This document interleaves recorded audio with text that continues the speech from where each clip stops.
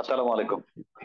আজকে আবারও শুরু করতে যাচ্ছি দ্বিতীয় ক্লাস 49তম বিশেষ বিসিএস এর সাধারণ শিক্ষার অর্থনীতি বিষয়ক পেইড ব্যাচের দ্বিতীয় ক্লাস হতে যাচ্ছে আজকে 5 আগস্ট, বিশেষ দিন বাংলাদেশের জন্য।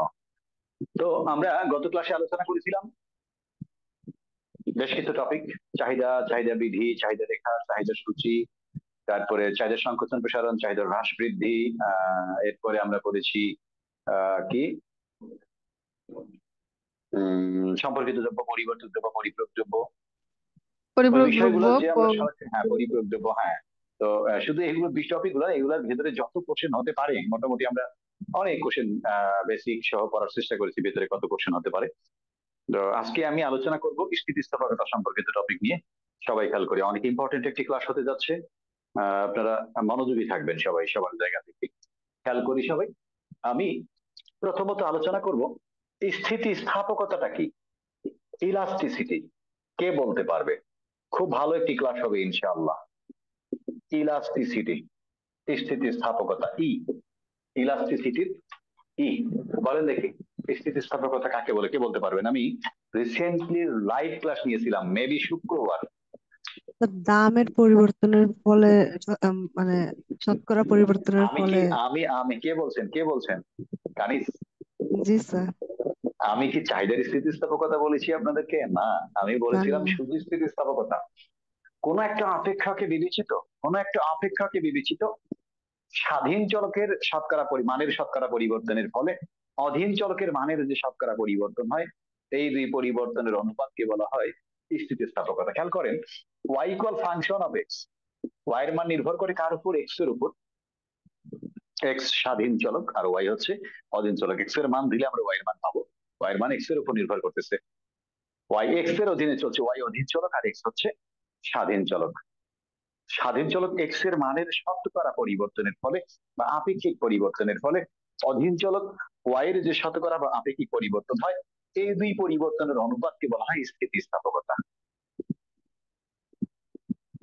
ভোগ স্থিতিস্থাপকতা কার উপর নির্ভর করে? আয়ের উপর, ঠিক আছে? বা উৎপাদন ব্যয় স্থিতিস্থাপকতা কার উপর নির্ভর করে? উৎপাদনের পরিমাণের উপর বা উৎপাদনের উপর, শ্রমের উপর, মূলধনের উপর, ঠিক আছে? আয় স্থিতিস্থাপকতা, আয় আয় কার উপর নির্ভর করে? মনে করেন যে আমার বিভিন্ন স্টুডেন্ট সংখ্যা বা আমার খাতা খাতা, আমি পরীক্ষার খাতা দেখা বা আমি চাকরি করি, এটা কি স্থিতিস্থাপকতা? এরকম আর বিভিন্ন টপিকের উপর স্থিতিস্থাপকতা হতে পারে, শুধু চাহিদার স্থিতিস্থাপকতা যে হবে তা নয়। তো স্বাধীন চলক এক্স এর মানের পরিবর্তন শতকরা পরিবর্তনের ফলে অধীন চলক ওয়াই এর মানের যে শতকরা পরিবর্তন হয়, দুই পরিবর্তনের অনুপাতকে বলা হয় স্থিতিস্থাপকতা। আমরা আমাদের টপিক হচ্ছে চাহিদার স্থিতিস্থাপকতা। খেয়াল করি সবাই, চাহিদার স্থিতিস্থাপকতা, elasticity of demand, elasticity of demand. খেয়াল করি, ED, elasticity of demand, ED. চাহিদা, কোন দ্রব্যের চাহিদা অনেক কিছু বিষয়ের উপর নির্ভর করে। আমি বেশ কিছু বিষয়ের উপর নির্ভর করে গত ক্লাসে আমি আলোচনা করেছিলাম। যেমন কোন দ্রব্যের চাহিদা ওই দ্রব্যের দামের উপর নির্ভর করে, সম্পর্কিত দ্রব্যের দামের উপর নির্ভর করে, ভোক্তার আয়ের উপর নির্ভর করে, রুচির উপর, অভ্যাসের উপর, পছন্দের উপর, ক্রেতার সংখ্যার উপর বা ফ্যামিলি সদস্য সংখ্যার উপর, আরো আদার্স অনেক বিষয় থাকতে পারে। এগুলোর মধ্যে যে কোনোটির এক শতকরা পরিবর্তনের ফলে, যে কোনোটির, এই স্বাধীন চলক যেগুলোর উপর নির্ভর করে এগুলো তো স্বাধীন চলক, এগুলোর মধ্যে যে কোনোটির শতকরা পরিবর্তনের ফলে চাহিদার যে শতকরা পরিবর্তন হয়, দুই পরিবর্তনের অনুপাতকে বলা হয় চাহিদার স্থিতিস্থাপকতা। তো যে বিষয়গুলোর উপর নির্ভর করে তার মধ্যে চাহিদা প্রধানত নির্ভর করে দামের উপর। যে কোনো দ্রব্যের চাহিদা প্রধানত নির্ভর করে দামের উপর। কোন একটা দ্রব্যের দাম অনেক কমে গেছে হঠাৎ করে, তাহলে যার টাকা একেবারে সামর্থ্য নেই সেও নিতে ইচ্ছে পোষণ করবে বা কিছু হলে নেবে, যে দাম কম। চাহিদা প্রধানত নির্ভর করে দামের উপর, তারপরে নির্ভর করে আয়ের উপর, এরপরে নির্ভর করে সম্পর্কিত দ্রব্যের দামের উপর। এই নির্ধারক গুলোর মধ্যেও র্যাঙ্কিং করা যাবে কোনটা বেশি, কোনটার উপর বেশি নির্ভর করে। এই কারণে আমরা সবসময় চাহিদার স্থিতিস্থাপকতা আলোচনার ক্ষেত্রে দামটাকে আগে আলোচনায় আনি। চাহিদা অপেক্ষাকে বিবেচিত স্বাধীন চলক দামের শতকরা পরিবর্তনের ফলে অধীন চলক চাহিদার পরিমাণের যে শতকরা পরিবর্তন হয়, এই দুই পরিবর্তনের অনুপাত বা ভাগফলকে বলা হয় চাহিদার স্থিতিস্থাপকতা। আবারও শুনি, চাহিদা অপেক্ষাকে বিবেচিত স্বাধীন চলক দামের শতকরা পরিবর্তনের ফলে অধীন চলক চাহিদার পরিমাণের যে শতকরা পরিবর্তন হয়, এই দুই পরিবর্তনের অনুপাতকে বলা হয় চাহিদার স্থিতিস্থাপকতা। একটু তাকাই মনোযোগ সহকারে, সবাই সবার জায়গা থেকে খেয়াল করি। দেখেন, দাম, চাহিদা, দাম, চাহিদা, কিউ বা ডি যেটাই বলেন, এটাকে কিউ বলতে পারেন, ডিও বলতে পারেন। কিউ দ্বারা কি বোঝায়? কোয়ান্টিটি বোঝায়, মানে পরিমাণ বোঝায়। চাহিদা আলোচনার ক্ষেত্রে কিউ দ্বারা চাহিদার পরিমাণ বোঝাবে। যোগান আলোচনার ক্ষেত্রে কিউ দ্বারা যোগানের পরিমাণ বোঝাবে। উৎপাদন আলোচনার ক্ষেত্রে কিউ দ্বারা উৎপাদনের পরিমাণ বোঝাবে। যখন যে টপিক আলোচনা করবেন কিউ দ্বারা তখন তারই পরিমাণ বোঝাবে। খেয়াল করি, স্বাধীন চলক দামের শতকরা পরিবর্তনের ফলে, যেমন চাহের কোন দ্রব্যের দাম যখন 10 টাকা, তখন মনে করেন আপনি 100 একক চাহিদা করেন, দাম কমে গেল, 8 টাকা হইলো, চাহিদা করেন 130 একক। তাহলে চাহিদাটা কার উপর নির্ভর করতেছে? দামের উপর। দাম যখন 10 টাকা ছিল তখন চাহিদা করেন 100 পিস বা 100 একক। দাম যখন 8 টাকা করে তখন চাহিদা করেন 130 একক। তাহলে এখানে চাহিদা কার উপর নির্ভর করতেছে? কার অধীনে চলছে? দামের অধীনে। দাম স্বাধীন চলক আর চাহিদা হচ্ছে অধীন চলক। স্বাধীন চলক দামের শতকরা পরিবর্তনের ফলে, অধীন চলক চাহিদার পরিমাণের যে শতকরা পরিবর্তন হয়, এই দুই পরিবর্তনের অনুপাতকে বলা হয় চাহিদার স্থিতিস্থাপকতা। খেয়াল করি, elasticity of demand is equal কি হবে? দামের শতকরা পরিবর্তন কত পার্সেন্ট? 20%। চাহিদার শতকরা পরিবর্তন কত পার্সেন্ট? 30%। প্রশ্ন হতে পারে, স্যার 20% কোথা থেকে পাইলাম? একটু খেয়াল করি, 10 থেকে 8-এ আসছে। 10-এ পরিবর্তন কত? 10-এ পরিবর্তন হচ্ছে 2। 1-এ পরিবর্তন হচ্ছে, এটা দর দিলাম, কত? 2/10। 100 শতকরায় পরিবর্তন হচ্ছে 2/10 গুণ 100। আমি আপনাদের উদ্দেশ্যে খুব শীঘ্রই জব ম্যাথের উপর ফ্রি লাইভ ক্লাস নিতে চাচ্ছি। কেমন হবে? খুশি হবেন? ভালো লাগবে আপনাদের? জি হুম, স্যার। আমি মনে করি 11th জি আওয়ারে স্যার, ভালো লাগবে। খারাপ হবে না। আমি যে কয়েকটাই ক্লাস নিব না কেন, অনেক গঠনমূলক রাখার চেষ্টা করব। 100কে 10 দ্বারা ভাগ করে কত হবে? 10। 10 2 গুণে 20। অর্থাৎ দেখেন এখানে 10-এ পরিবর্তন হয় কত? 2। 1-এ পরিবর্তন হয় 2/10, আর 100-এ পরিবর্তন হয় 2/10 গুণ 100। আমরা তো এগুলা করেছি, আপনি শতকরার অঙ্ক বা ঐকিক নিয়মের অঙ্ক করেছি। তাহলে কি দাঁড়াইলো? এই দুইটা কোন দুই? দামের পরিবর্তন। 10 থেকে 8-এ আসছে, 2 পরিবর্তন হয়েছে, এটা হলো দামের পরিবর্তন। নিচের 10টা কোন 10? প্রাথমিক দাম বা মূল দাম। দামের পরিবর্তন বাই প্রাথমিক দাম, শতকরা হার বের করব এই কারণে গুণ 100। দামের পরিবর্তন বাই প্রাথমিক দাম গুণ 100। দামের পরিবর্তন বাই প্রাথমিক দাম গুণ 100। এখান থেকে আসছে 20%। 10 থেকে 8-এ আসা, 10-এ যদি 100% হয় তাহলে প্রতি 1-এ হলো 10।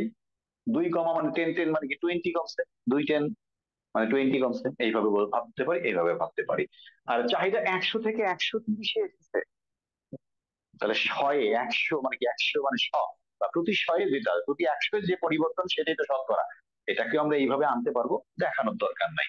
চাইলে 100 থেকে 130-এ এসেছে, আমরা শতকরা বা 100-এ পরিবর্তন কত? 30, এটাই শতকরা। তাহলে দামের শতকরা পরিবর্তন অর্থাৎ স্বাধীন চলকের শতকরা পরিবর্তন হবে নিচে, অধীন চলকের শতকরা পরিবর্তন হবে উপরে। স্বাধীন চলকটা কি? দাম। দামের শতকরা পরিবর্তন নিচে, আর অধীন চলক চাহিদার শতকরা পরিবর্তন হচ্ছে উপরে। খেয়াল করো, নিচে কি লিখেছি আমরা?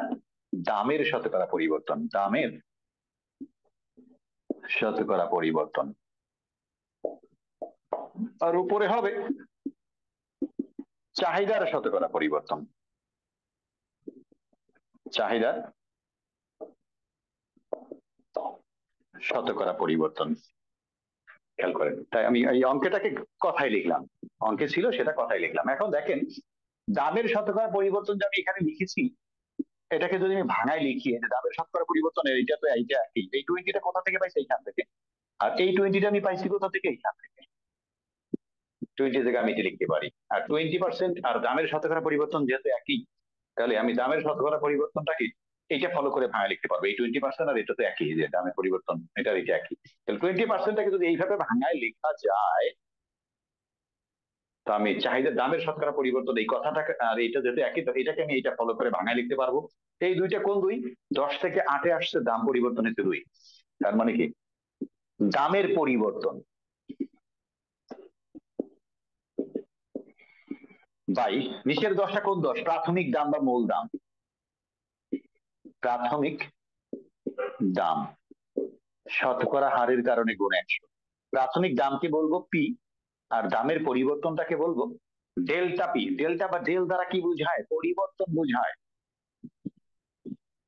আমি এটা কি বললাম? দামের পরিবর্তন বাই প্রাথমিক দাম গুণ 100 করে দামের শতকরা পরিবর্তনটাকে ভাঙায় লিখলাম। তো দামের শতকরা পরিবর্তনটাকে যদি এইভাবে ভাঙায় লেখা যায়, অনুরূপ ভাবে চাহিদার শতকরা পরিবর্তনটাকে আমরা ভাঙায় লিখতে পারবো চাহিদার পরিবর্তন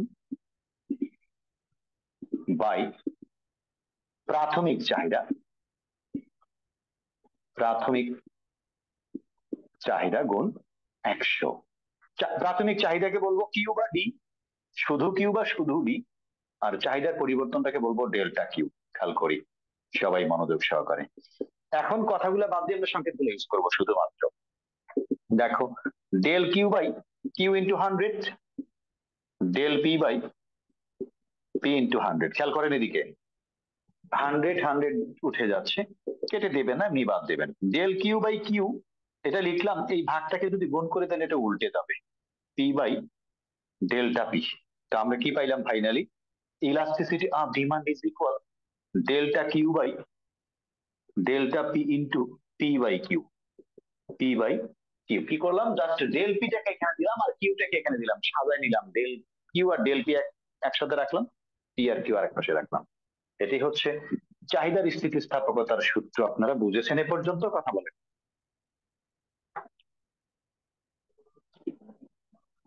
বুঝেছেন? এখানে দেখেন প্রাথমিক দাম কত বলেন তো দেখি। শুরুর দাম কত? প্রাথমিক দাম পি কত? 10। আর পরিবর্তিত দাম বা নতুন দাম পি প্রাইম বললাম, দামের নামকরণের চেঞ্জ আনলাম কত? এটা 8। অতএব দামের পরিবর্তন ডেল্টা পি ইজ ইকুয়াল কিভাবে বের হবে? যে কোনো কিছুর পরিবর্তন বের করতে চাইলে পরের মান বা নতুন মান থেকে আগের মানটা বিয়োগ করতে হবে। পরের মান বা নতুন মান থেকে আগের মানটা বিয়োগ করতে হবে। পি প্রাইম মাইনাস পি মানে কি 8 বিয়োগ 10 ইজ ইকুয়াল কি হবে? -2। খেয়াল করি সবাই, কি হবে? -2। আবার প্রাথমিক চাহিদা কিউ ইজ ইকুয়াল 100 ও নতুন চাহিদা কিউ প্রাইম ইজ ইকুয়াল 130। প্রাথমিক চাহিদা না এটা, নতুন চাহিদা এটা। তাহলে চাহিদার পরিবর্তন delta Q is equal Q prime minus Q. Q prime কত? 130 মাইনাস 100 ইজ ইকুয়াল 30। 130 থেকে 100 মাইনাস করে দিলাম, কি হলো? 30। দেখো এদিকে আমরা জানি ইলাস্টিসিটি অফ ডিমান্ড চাহিদার স্থিতিস্থাপকতা is equal delta Q by delta P into P by Q. Delta Q এর মান কত?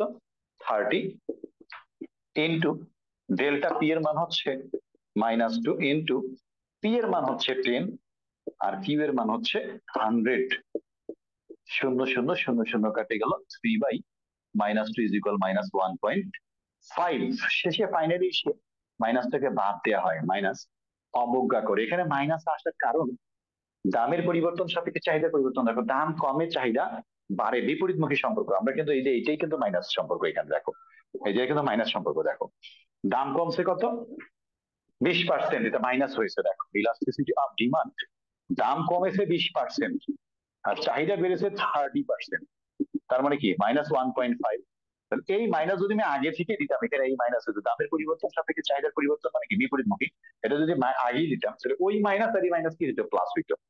মাইনাস আমরা দেই নেই, এখানে মাইনাস আসলে এই মাইনাসটাকে অ্যাভয়েড করবো। যখন শুধুমাত্র দামের পরিবর্তন সাপেক্ষে চাহিদার পরিবর্তন আমরা বের করবো, দামের পরিবর্তন সাপেক্ষে চাহিদার পরিবর্তন বের করব, তখন এই যে মাইনাসটা আসবে সেটাকে আমরা স্কিপ করবো বা অ্যাভয়েড করবো, অবজ্ঞা করব।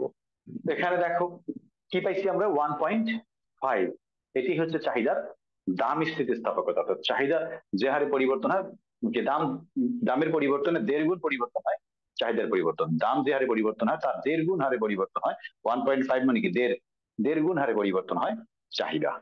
তোমরা কি এই পর্যন্ত, আপনারা কি বুঝেছেন এই পর্যন্ত? কথা বলেন।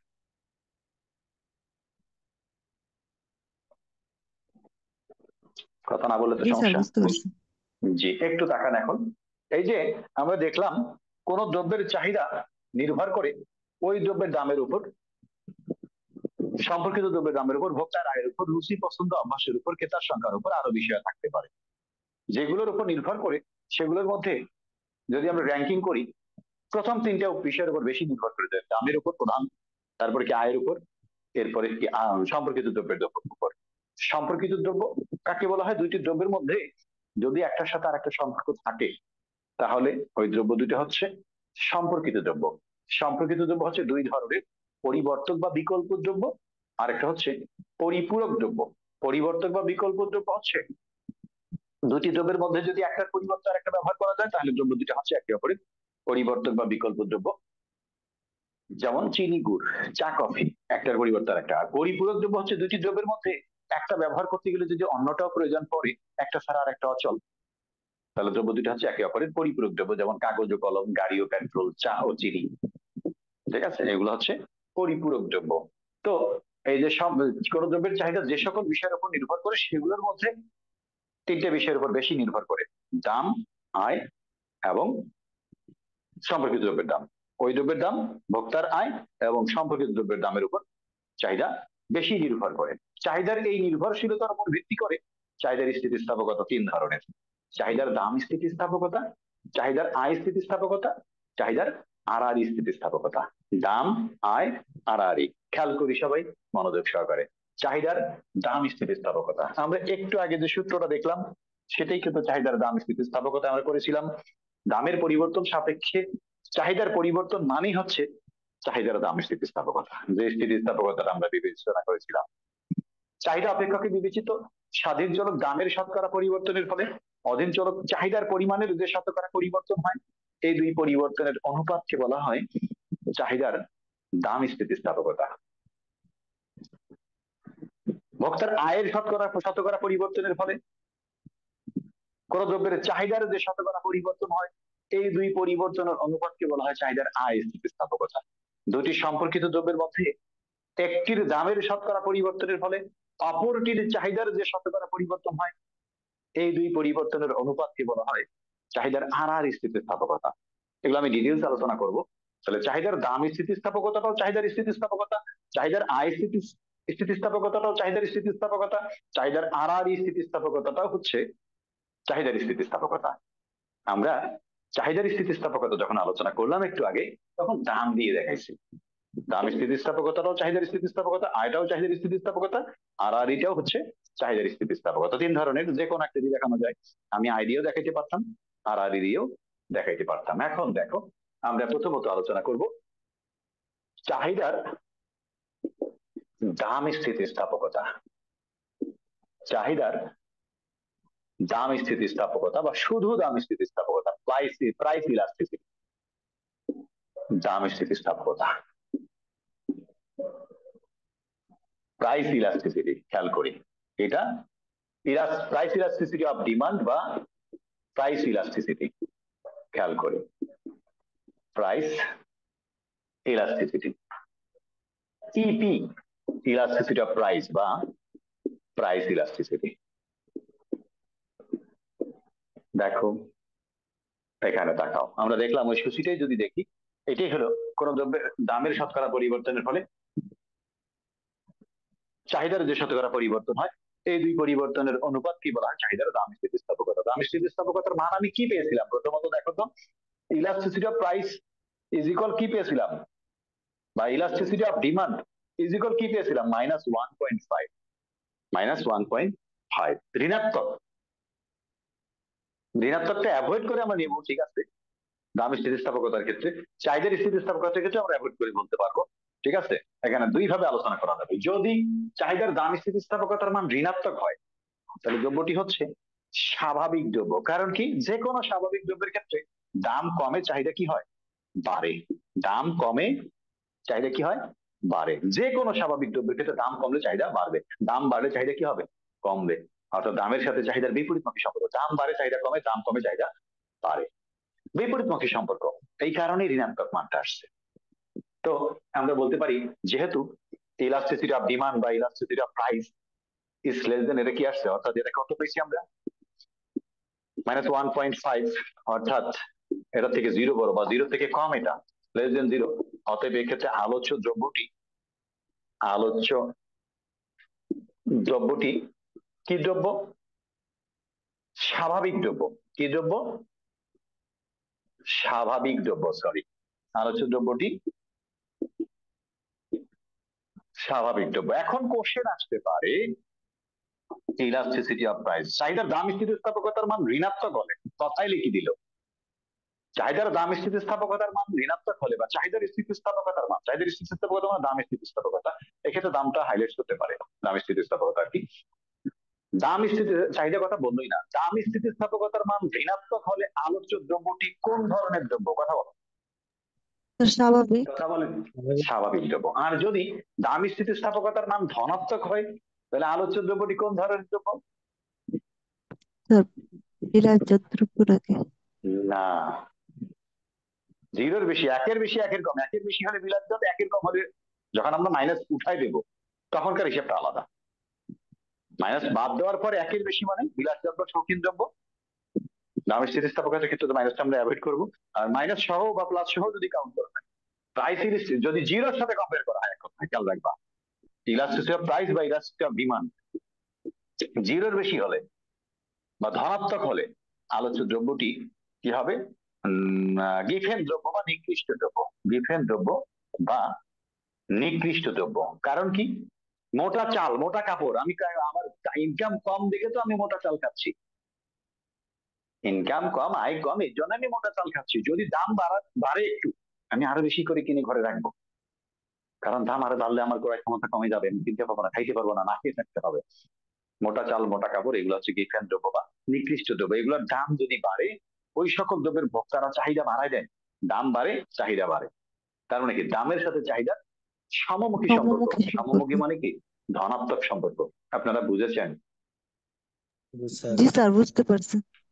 এই ভিতরে, এই ভিতরে টপিক গুলা খুব ভালো করে শিখবেন, তাহলে আপনারা ইনশাল্লাহ জয়লাভ করবেন, আপনাদের টার্গেট ফুলফিল হবে। দেখেন এদিকে, ইলাস্টিসিটি অফ ডিমান্ড বা ইলাস্টিসিটি অফ প্রাইসের মান যখন জিরোর সাথে কম্পেয়ার করবে, জিরোর বেশি, তখন হলো নিকৃষ্ট বা গিফেন দ্রব্য। নিকৃষ্ট বা গিফেন।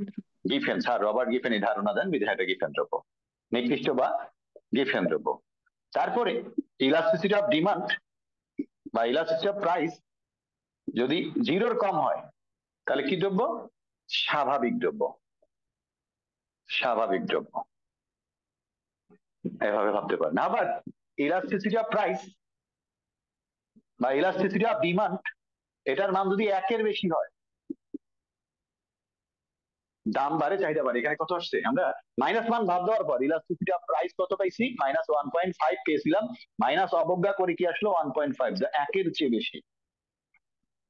একের চেয়ে বেশি, একের বেশি হলেই এটা হলো কি, বিলাসজাত বা শৌখিন দ্রব্য। বিলাসজাত বা শৌখিন দ্রব্য। স্থিতিস্থাপকতার কোশ্চেন বেশ কয়েকটা আসবে, মাথায় রাখবেন। তারপরে ইলাস্টিসিটি প্রাইস বা ইলাস্টিসিটি অফ ডিমান্ড, এটার মান যদি একের কম হয়, মনে করেন এটার মান আসছে -0.5, -0.5, মাইনাস বাদ দেওয়ার পর থাকে কি 0.5, তা কি একের কম, একের কম, এটা হবে নিত্য প্রয়োজনীয় দ্রব্য। নিত্য প্রয়োজনীয় দ্রব্য, এটা কখন হবে, মনে করেন দাম 10 থেকে 8-এ আসছে, চাহিদা 100 থেকে 110-এ আসছে, দামের পরিবর্তন আসছে 20% আর চাহিদার পরিবর্তন আসছে 10%, খেয়াল করবেন। তাহলে কি হবে, আমরা জানি ইলাস্টিসিটি অফ ডিমান্ড বা ইলাস্টিসিটি অফ প্রাইস যদি শর্টকাট মারি আমি, দামের শতকরা পরিবর্তন হয় নিচে আর চাহিদার শতকরা পরিবর্তন হয় উপরে, ভাগ করলে কি হবে 0.5 হবে, হাফ 1/2 মানে কি 0.5, যা একের চেয়ে কম। তোমরা কি বুঝেছেন, আপনারা বুঝেছেন, কথা বলেন, বুঝেছো তোমরা? জি স্যার, বুঝতে পারছি। জি স্যার, এইদিকে দেখেন, মানে কি এটা, যখন একের কম হবে তখন নিত্য প্রয়োজনীয়, যখন একের বেশি হবে তখন কি বিলাসজাত বা শৌখিন দ্রব্য, আর যখন জিরোর বেশি হবে তখন কি দ্রব্য, কথা বলেন, জিরোর বেশি হলে কি দ্রব্য, কথা বলেন, তার নিকৃষ্ট দ্রব্য। গিফেন দ্রব্য। আর যদি জিরোর কম হয় তাহলে কি দ্রব্য, স্বাভাবিক। ইয়েস। কেমন যাচ্ছে আজকের ক্লাসটি? সবাই? জি স্যার, ভালো জি লাগছে। স্যার ভালো। জি স্যার, ভালো লাগছে। আমি ইয়ার সাথে আয়ের কথা বলতে চাচ্ছি। বিনতে মৌ কিনা, বিনতে মৌ বলে গেলাম। কথা বলবেন না আপনি? দাঁড়ান,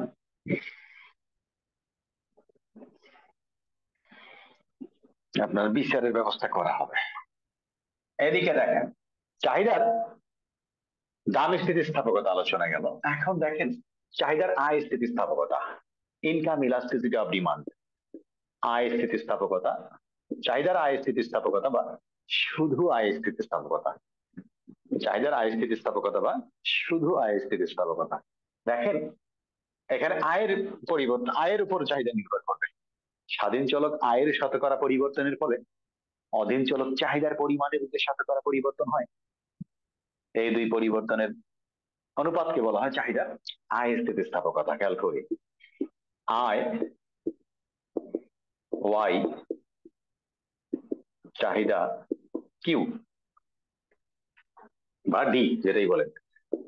এটা কি আমরা যেমন ইলাস্টিসিটি অফ ডিমান্ড কি বের করেছি, del Q by del P into P by Q. এটা হতে পারে del D by del P into P by D. Q এর জায়গায় ডি দিতে পারে, একই কথা। আয় যখন 100 টাকা তখন চাহিদা না না, আয় যখন 10,000 টাকা তখন আমি চাহিদা করি কোন একটি দ্রব্য 10 পিস। আয় যখন 15,000 টাকা তখন আমি চাহিদা করি কত পিস, 12 পিস। তাহলে এক্ষেত্রে আয় বাড়ে চাহিদা কি হয়, বাড়ে। আয় বাড়ে চাহিদা বাড়ে। স্বাভাবিক দ্রব্যের ক্ষেত্রে আয় বাড়ে চাহিদা বাড়ে, খেয়াল রাখবেন। স্বাভাবিক দ্রব্যের ক্ষেত্রে আয় বাড়ে চাহিদা বাড়ে। আর আয় বাড়ে চাহিদা কমে কোন ধরনের দ্রব্যের ক্ষেত্রে, আয় বাড়লে চাহিদা কমে কোন ধরনের দ্রব্য বলেন? স্যার, নিকৃষ্ট আয় দ্রব্য। বাড়ে নিকৃষ্ট দ্রব্যের ক্ষেত্রে। নিকৃষ্ট বা গিফেন দ্রব্য। কারণ আয় যখন বেশি হবে তখন আর মোটা তেল খাবেন না, মোটা তেলের চাহিদা কমাই দিবেন। ঠিক আছে, আয় স্থিতিস্থাপকতার মান ধনাত্মক হলে আলোচ্য দ্রব্যটি স্বাভাবিক দ্রব্য, আর আয় স্থিতিস্থাপকতার মান ঋণাত্মক হলে আলোচ্য দ্রব্যটি গিফেন দ্রব্য বা নিকৃষ্ট দ্রব্য। এখানে আয় বেড়েছে চাহিদাও বেড়েছে, আয়ের সাথে চাহিদার কি দুইটাই বাড়ে দুইটাই কমে, তার মানে অবশ্যই এখানে ধনাত্মক মান আসবে, স্বাভাবিক দ্রব্য। যদি উল্টা হইতো আয় বাড়ে চাহিদা কমতো, যে আয় 10 থেকে 15,000 আসছে, চাহিদা 10 থেকে 7-এ আসছে, আয় বাড়ছে চাহিদা কমে গেছে, তাহলে হয়তো বিপরীতমুখী সম্পর্কের ক্ষেত্রে মাইনাস মান আসতো। দেখেন আমরা চাহিদা অপেক্ষাকে বিবেচিত ভোক্তার আয়ের শতকরা পরিবর্তনের ফলে বা ভোক্তার আয়ের শতকরা পরিবর্তনের ফলে চাহিদার যে শতকরা পরিবর্তন হয়, দুই পরিবর্তনের অনুপাতকে বলা হয় চাহিদার আয় স্থিতিস্থাপকতা। ওই একইভাবে income elasticity, income elasticity of demand, income elasticity, income elasticity হচ্ছে ই ওয়াই। আয়কে কি দ্বারা নির্দেশ করা হয় অর্থনীতিতে? ওয়াই দ্বারা, খেয়াল রাখবেন। ই ওয়াই ইজ ইকুয়াল কি হবে, স্বাধীন চলকের শতকরা পরিবর্তন নিচে, ওই যে আয়ের শতকরা পরিবর্তন নিচে আর চাহিদার শতকরা পরিবর্তন ওপরে, ওই একই ভাবে আসছে। দেখেন আয়ের শতকরা পরিবর্তন, আয়ের শতকরা পরিবর্তন, ওই দামের জায়গায় আয় লাগায় দেওয়া কিছু না, আর উপরে কি চাহিদার শতকরা পরিবর্তন, চাহিদার শতকরা পরিবর্তন। একটু আগে আমি চাহিদার দাম স্থিতিস্থাপকতা বা চাহিদার স্থিতিস্থাপকতার ক্ষেত্রে যে সূত্রটা অ্যাপ্লাই করেছি সেটি হবে যে আয়ের পরিবর্তন বাই প্রাথমিক আয় গুণ 100, চাহিদার পরিবর্তন বাই প্রাথমিক চাহিদা গুণ 100। 100 100 উঠে গেল, এটা হবে ডেল কিউ বাই কিউ, এই ভাগটা গুণ করে দিলে এটা উল্টে যাবে ওয়াই বাই ডেল ওয়াই। এটাকে আমরা সাজাই del Q by del Y into Y by Q. সবাই বুঝেছি? কথা বলি বুঝেছি? জি স্যার, বুঝতে পারছি। অতএব elasticity of income is equal del Q by del Y into Y by Q. এখানে দেখেন, এখানে এদিকেই দেখাই আমি, এখানে আয় কত বলেন তো দেখি, প্রাথমিক আয় কত 10,000, নতুন আয় ওয়াই প্রাইম ইজ ইকুয়াল কত 15,000, 15,000। আয়ের পরিবর্তন ডেল ওয়াই নতুন আয় থেকে আগের আয় বিয়োগ 15,000 বিয়োগ 10,000 ইজ ইকুয়াল কত আসবে 5,000। 5,000। আবার কিউ ইজ ইকুয়াল কত 10, চাহিদা প্রাথমিক চাহিদা কিউ বা ডি, নতুন চাহিদা হলো 12, ডেল কিউ ইজ ইকুয়াল কি 12 নতুন চাহিদা বিয়োগ আগের চাহিদা, নতুন চাহিদা বিয়োগ আগের চাহিদা, কত আসবে 2। দীর্ঘ 2। প্রত্যেকটার ক্ষেত্রে বলার দরকার নাই, ভিডিওটার ক্ষেত্রে প্রভাব পড়বে। মাঝে মাঝে বলবেন যখন আমি কোশ্চেন করব, না বুঝলে আপনারা অবশ্যই কথা বলবেন, সাধারণ জিনিসগুলো বলার দরকার নেই, তাহলে ভিডিওটা নষ্ট হবে।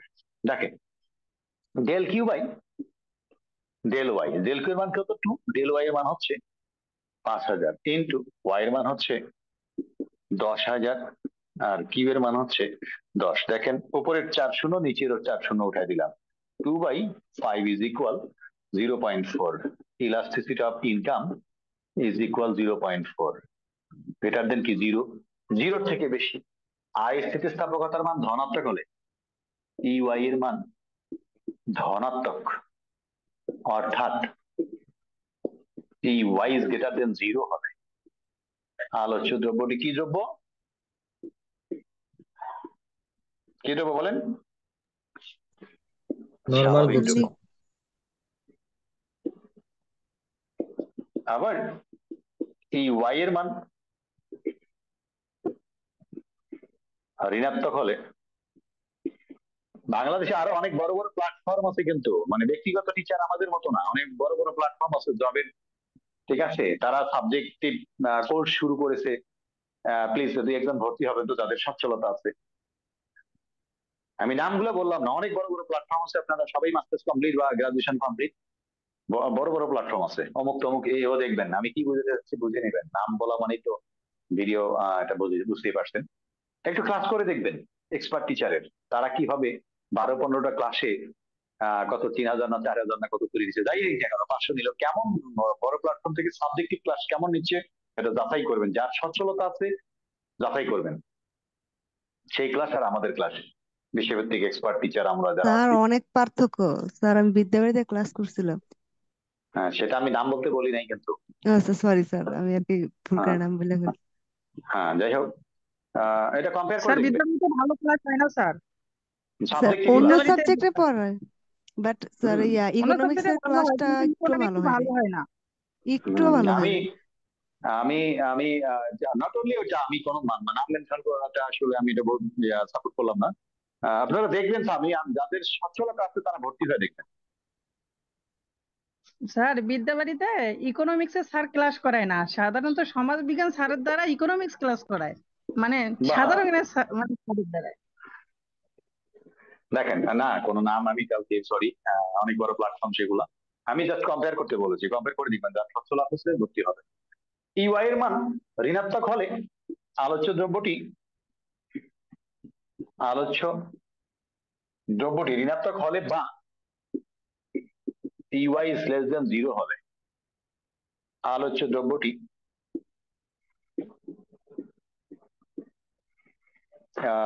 কি হবে বলেন? নিকৃষ্ট দ্রব্য বা গিফেন দ্রব্য, নিকৃষ্ট বা গিফেন দ্রব্য। কি লিখতেছি এগুলা? গিফেন দ্রব্য। আমাদের স্মার্ট বোর্ড দরকার, আর আমাদের কোর্স ফি নিয়ে একটু সেখানে আবার আপনারা বলেন স্যার এত, এটা আসলে কষ্ট পাই, গ্রাজুয়েশন করা বা উচ্চতর পড়ালেখা করা মাস্টার্স করা, আপনারা যদি প্রত্যেক ক্ষেত্রেই দরদাম করেন কষ্ট পাই। মানে আমার ক্ষেত্রে স্টুডেন্ট কেন জানি এটা বেশি করে, কারণ কি বুঝলাম না। দেখেন দেখেন এদিকে খেয়াল করি সবাই, চাহিদার আর আর স্থিতিস্থাপকতা। এখন যদি কোশ্চেন করা হয় ইউআই ইজ গ্রেটার দেন 0 হলে আলোচ্য দ্রব্যটি পরিবর্তক দ্রব্য, পরিপূরক দ্রব্য, গিফেন দ্রব্য, স্বাভাবিক দ্রব্য, বলেন কি দ্রব্য বলেন? স্বাভাবিক দ্রব্য। স্বাভাবিক দ্রব্য। পারবেন না, পারবেন না? জি স্যার পারবো। রিসার্চ ভালো করে পড়বেন স্যার, প্রচুর পড়বেন প্রচুর। এই পড়ালেখায় আপনাদের বিশেষ তো নিজেরা ইনশাল্লাহ আমি দোয়া করি আমার জায়গা থেকে সর্বোচ্চ ট্রাই করবেন, ক্যাডার হতে পারবেন, আবার আপনাদের প্রস্তুতি নিবন্ধনেরও হয়ে যাবে, অনেক অ্যাডভান্স হবেন আপনারা। চাহিদার আর আর স্থিতিস্থাপকতা সমাপ্তি ক্লাসে আসছেন?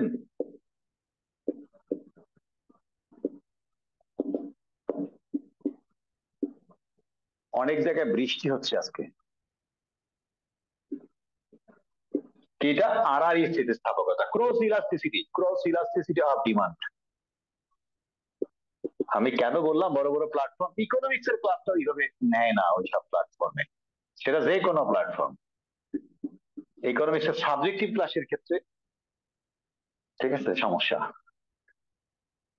ক্রস ইলাস্টিসিটি অফ ডিমান্ড 18তম নিবন্ধনে অনেকেই বিভিন্ন প্ল্যাটফর্মে ভর্তি হয়ে যখন পারফেক্টলি পাচ্ছিল না, আমার ন্যূনতম কোর্স ফিতে অনেকেই ভর্তি হয়েছিল, তাদের মধ্যে বেশ কয়েকজন টিচার হবে, ঠিক আছে, ওখানে গোল্লায় গেছে জলে গেছে টাকা, আর আপনার কাছেই সব শিখলাম, এইরকম একটা ব্যাপার দাঁড়িয়েছিল।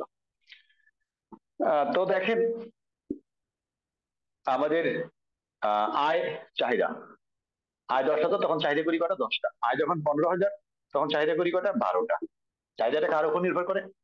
না না আয় কেন এখানে আমরা পড়বো আরআরই, সরি, দুটি সম্পর্কিত দ্রব্যের ধারণা থেকে আরআরই স্থিতিস্থাপকতা আসে। দুটি সম্পর্কিত দ্রব্য কি? পরিবর্তক আর পরিপূরক, পরিবর্তক বা বিকল্প দ্রব্য, আর একটা হচ্ছে পরিপূরক দ্রব্য। দুটি সম্পর্কিত দ্রব্যের ধারণা থেকে আরআরই স্থিতিস্থাপকতার ধারণা আসবে। আরআরই কথাটা কেন আসে? দুইটা সম্পর্কিত দ্রব্যের মধ্যে একটির দামের পরিবর্তনের ফলে অপরটির চাহিদা, যার দাম তার চাহিদা। মনে করো কাগজের দামের পরিবর্তনের ফলে কাগজের চাহিদার পরিবর্তন নিয়ে যদি আলোচনা হয়, তাহলে তো কাগজের দাম স্থিতিস্থাপকতা হবে। সেটা না করে কাগজের দামের সাথে করা পরিবর্তনের ফলে কলমের চাহিদার যে সাথে করা পরিবর্তন হয়, এই দুই পরিবর্তনের অনুপাতকে বলা হয় চাহিদার আরআরই স্থিতিস্থাপকতা। আরআরই শব্দটা এই কারণে উৎপত্তি, যার দাম তার চাহিদা না, অন্য আরেকটা দ্রব্যের চাহিদা। একটা দামের পরিবর্তনের ফলে অপরটির চাহিদার যে শতকরা পরিবর্তন হয়, এই দুই পরিবর্তনের অনুপাত কি বলা হয়? চাহিদার আরআরই স্থিতিস্থাপকতা। খেয়াল করি সবাই মনোযোগ সহকারে দেখেন এদিকে। ধরি এক্স ও ওয়াই দুটি সম্পর্কিত দ্রব্য, এক্স ও ওয়াই দুটি সম্পর্কিত দ্রব্য। খেয়াল করি এক্স ও ওয়াই দুটি সম্পর্কিত দ্রব্য। এক্স মনে করো কাগজ, ওয়াই মনে করো কলম, না ওয়াই মনে করো কাগজ আর এক্স মনে করো কলম। এখানে তাকাই, কাগজের দাম কলমের চাহিদা, কাগজের দাম এদিকে আসে, ওই জায়গাটা কাজে লাগবে আমাদের। কাগজের দাম কলমের চাহিদা। আমি আপনাদেরকে বলেছিলাম, আমি যদি ক্লাস ভালো নিয়ে থাকি আপনাদের বন্ধু বান্ধবদের বলবে, অনেক স্টুডেন্ট অ্যাপ্লিকেন্ট যেন থাকে, স্টুডেন্ট না অ্যাপ্লিকেন্ট যেন থাকে, সবাই উপকৃত হবে ইনশাআল্লাহ, আল্লাহ পাক আমাকে ভালো রাখলে অনেক উপকৃত হবে। কাগজের দাম, কাগজের দাম প্রাইস অফ ওয়াই, মনে করো কাগজের দাম যখন 20 টাকা 20টা, তখন তুমি কলম চাহিদা করো 5 টাকা দামের কলম, 5 টাকা দামের বল পেন, দাম কত? 5 টাকা, কলমের দাম হচ্ছে 5 টাকা। 5 টাকা দামের কলম তুমি চাহিদা করে 1 বছরে 100 পিস। কারণ কাগজের দাম যখন 20 ডিসটা, তখন তুমি মনে করো 30 ডিসটা কাগজ কেনো 1 বছরে, 30 ডিসটা কাগজ চাহিদা করে 1 বছরে, আর এই 30 ডিসটা কাগজ ইউজ করতে 5 টাকা দামের কলম লাগে 100 পিস। কাগজের দাম মনে করো বেড়ে গেল 25 টাকা হইল, কাগজ চাহিদা বাড়বে না কমবে? 20 টাকা দামে কিনেছিলেন 30 ডিসটা, 25 টাকা দামে কম কিনবেন না বেশি কিনবেন? কথা বলেন। কম কিনবো। কম কিনবো। কম কিনবেন, মনে করেন এখন কিনতেছেন 20 ডিসটা সাপোজ, বা 25 ডিসটা। এই 25 ডিসটার ক্ষেত্রে কলম কি বেশি লাগবে না কম লাগবে? কলমের দাম কিন্তু 5 টাকাই আছে। স্যার কম লাগবে তো। কম লাগবে, মনে করেন 90 ডিস। তাহলে দেখেন কাগজের স্যার দাম বেড়ে কমবে গেছে, দাম। দেখেন কাগজের দাম বেড়ে গেছে, কলমের চাহিদা কি হয়েছে? স্যার কমে গেছে। তাহলে কাগজের দামের সাথে কলমের চাহিদার কি সমমুখী সম্পর্ক না বিপরীতমুখী সম্পর্ক? বিপরীতমুখী সম্পর্ক। স্যার বিপরীতমুখী। একটার সাথে আরেকটার বিপরীতমুখী সম্পর্ক হলে স্থিতিস্থাপকতার মান ঋণাত্মক হয় না ধনাত্মক হয়? স্যার ঋণাত্মক। স্যার ঋণাত্মক। বিপরীতমুখী সম্পর্ক মানেই ঋণাত্মক সম্পর্ক, হ্যাঁ। বিপরীতমুখী সম্পর্ক মানেই ঋণাত্মক সম্পর্ক, অবশ্যই এই ক্ষেত্রে স্থিতিস্থাপকতার মান ঋণাত্মক হবে। তাহলে দেখেন ঋণাত্মক, কাগজ আর কলম কি কি দ্রব্য? পরিবর্তক বা বিকল্প দ্রব্য নয়? পরিবর্তক দ্রব্য। হপ, তাকে পিঠা বলতো কমপ্লিমেন্টারি গুড তো এটা। কি দ্রব্য? পরিপূরক কমপ্লিমেন্টারি দ্রব্য। Good sir. ইয়েস, পরিপূরক। কমপ্লিমেন্টারি। পরিপূরক, পরিবর্তন। আমি তো ইচ্ছা করি ভুল বলছি আপনাদেরকে, দেখি কি মনোযোগী কতটুকু। কমপ্লিমেন্টারি গুডস, পরিপূরক দ্রব্য। কাগজ আর কলম একটা ব্যবহার করতে গেলে অন্যটা লাগবেই, একটা ছাড়া আরেকটা অচল, এটা হলো পরিপূরক। আর পরিবর্তক বা বিকল্প কখন কখন একটার পরিবর্তে আরেকটা। চায়ের পরিবর্তে কফি বা কফির পরিবর্তে চা, মাছের পরিবর্তে মাংস বা মাংসের পরিবর্তে মাছ, আমিষ খাবো, যে কোনো একটা হইলে হবে, এগুলো হলো পরিবর্তক।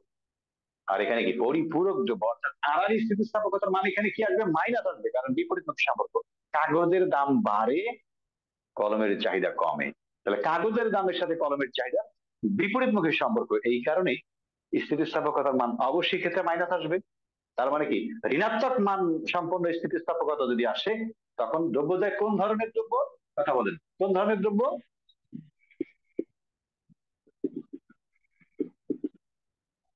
কথা বলেন। পরিপূরক দ্রব্য স্যার।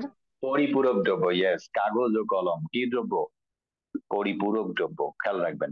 আর স্থিতিস্থাপকতার মান ঋণাত্মক মানে কি, আলোচ্য দ্রব্যদায় পরিপূরক দ্রব্য।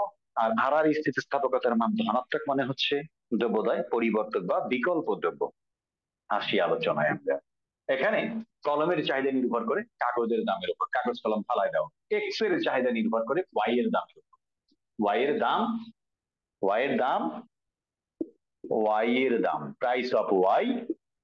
আর এক্স এর চাহিদা, এক্স এর চাহিদা, কোয়ান্টিটি অফ এক্স। দেখো রে বাবা এদিকে, ইলাস্টিসিটি অফ ক্রোজ কি হবে? আমরা একটু আগে শিখেছিলাম, এখানে এক্স এর চাহিদা কার উপর নির্ভর করে? ওয়াই এর দামের উপর নির্ভর করে। এক্স এর চাহিদা নির্ভর করে ওয়াই এর দামের উপর। তাহলে এক্স এর চাহিদা ওয়াই এর দামের অধীনে চলছে, তাহলে এক্স এর চাহিদাটা হচ্ছে অধীন চলক, আর ওয়াই এর দামটা হচ্ছে স্বাধীন চলক। আমরা একটু আগে পড়েছিলাম, দামের শতকরা পরিবর্তন হয় নিচে, আর উপরে হয় চাহিদার শতকরা পরিবর্তন। চাহিদার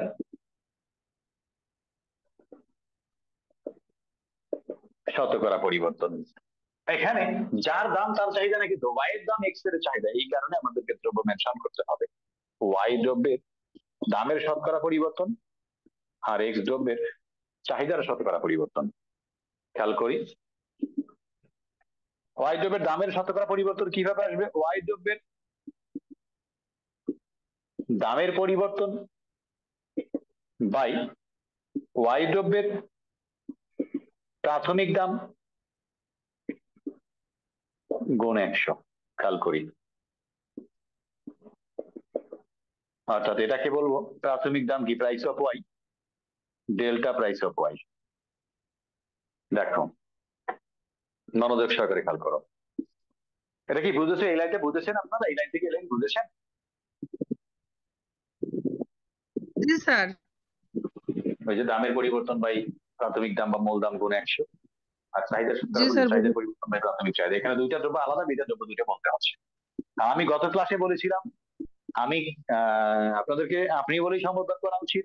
আমি শুরুতেই বলে নিয়েছিলাম, এটাতে কেউ কিছু মনে করবেন না, আমার তুমি আসবেই, আমি তুমিতেই অভ্যস্ত ক্লাস। ঠিক আছে, অনেক স্যার আছেন আমাদের মধ্যে, তেনারাই ভালো, স্যালুট জানাই, ওনারা পারেন, ওনারা একদম মোস্ট জুনিয়রকে আপনি করে বলেন, ছাত্র আর বয়স্ক টিচার ফার্স্ট ইয়ার কেউ আপনি করে বলতে পারেন, সবসময় আপনি। কেন জানি এটা আমি হয়ে উঠিনি, অনেক চেষ্টা করছি, পারিনি কখনো। এটা আপনারা ক্ষমাসুন্দর দৃষ্টিতে দেখবেন। এদিকে দেখে এক্স দ্রব্যের এক্স দ্রব্যের চাহিদার চাহিদার পরিবর্তন বাই এক্স দ্রব্যের এক্স দ্রব্যের প্রাথমিক চাহিদা। প্রাথমিক চাহিদা। এই টপিক গুলা কি আবার আপনাদের রিপিট হচ্ছে? ভালো লাগতেছে না? অনেকদিন পর মনে হয় পাচ্ছেন। জি sir. Quantity of x delta quantity of x. এখন দেখেন, delta quantity of x by quantity of x into 100, delta price of y by price of y into 100। Honours first ইয়ারে কে কে মুখস্থ করেছিলেন এইগুলা বলেন?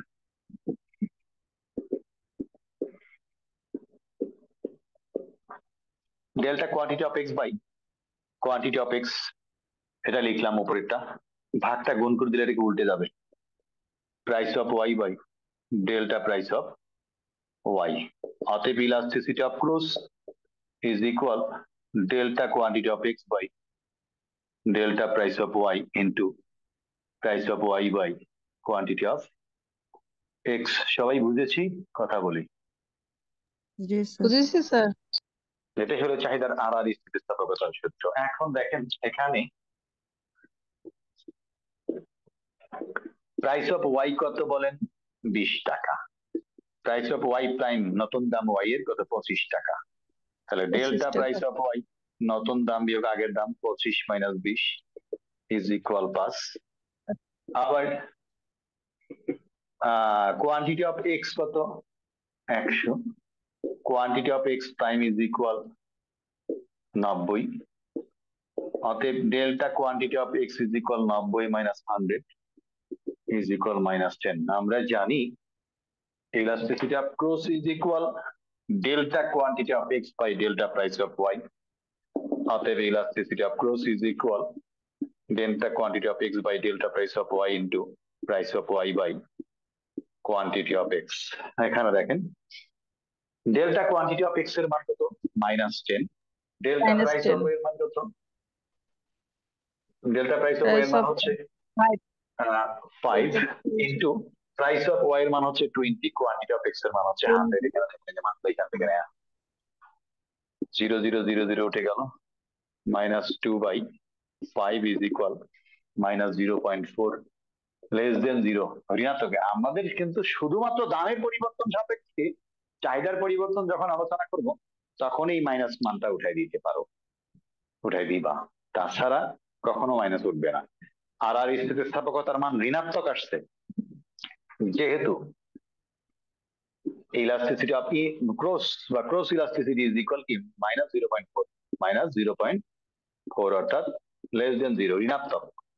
অতএব আলোচ্য দ্রব্যদ্বয় ক্ষেত্রে এক্স ও ওয়াই দ্রব্যদ্বয় কোন ধরনের দ্রব্য বলেন?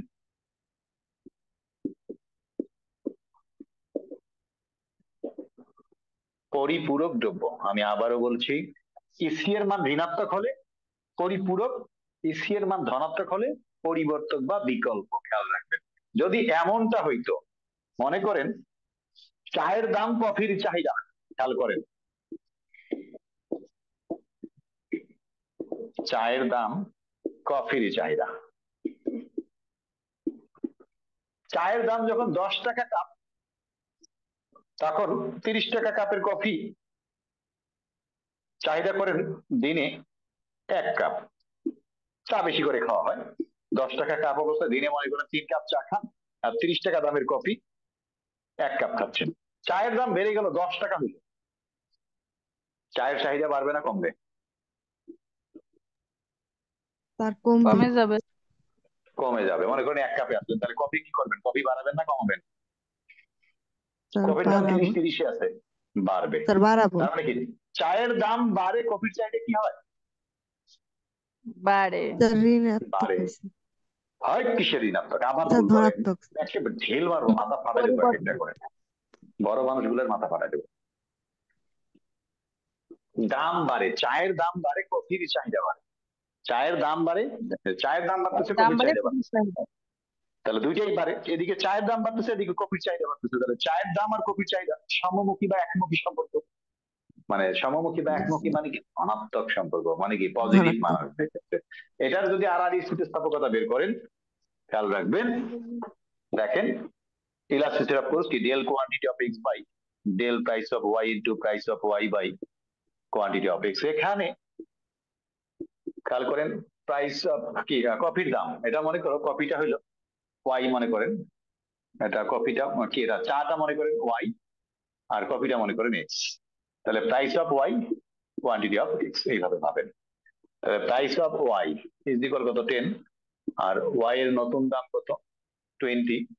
তাহলে del price of y is equal 20 minus 10 is equal কত? 10। আবার কোয়ান্টিটি অফ x কত? 1। কোয়ান্টিটি অফ x প্রাইম কত? 2। ডেল কোয়ান্টিটি অফ x কি? 2 মাইনাস 1 ইজ ইকুয়াল কি? 1।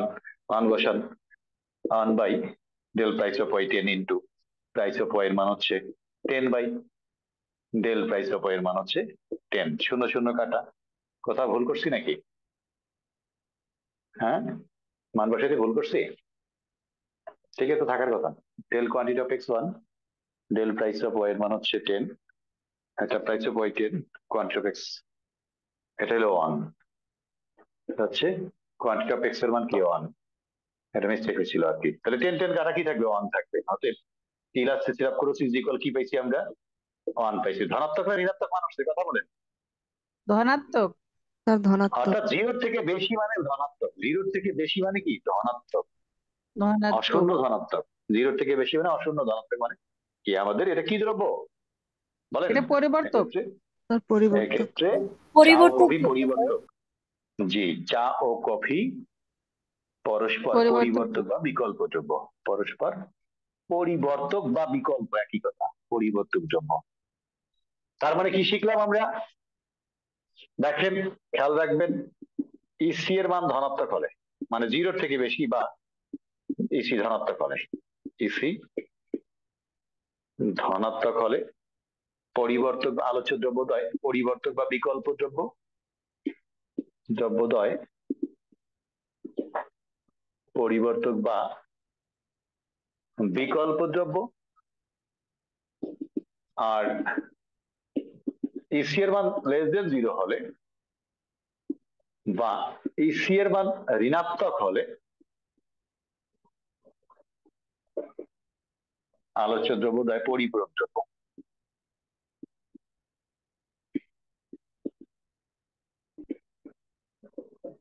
সবাই বুঝেছেন কথা বলেন, বুঝেছেন?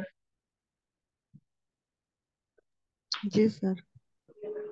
কেমন গেল জি স্যার। ক্লাসটি? ভালো লাগছে? জি স্যার ভালো লাগছে। জি স্যার।